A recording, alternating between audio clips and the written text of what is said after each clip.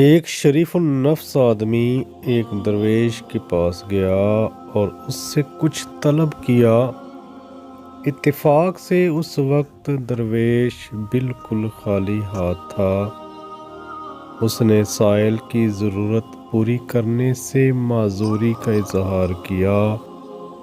اس پر بے شرف سائل غضبناک ہو گیا اور گلی میں جا کر درویش کو برا بھلا کہنا شروع کر دیا۔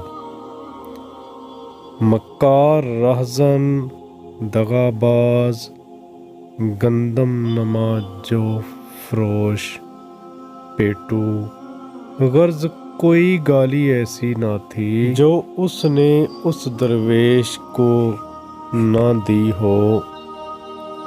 نیک دل درویش کو اس کی دشنام ترازی کی خبر ہوئی تو اس نے کہا کہ جو کچھ اس نے میرے بارے میں کہا ہے کسی ایسے آدمی کی جفا کو سننا چاہیے جو بے چینی کی وجہ سے نہ ہو سکے۔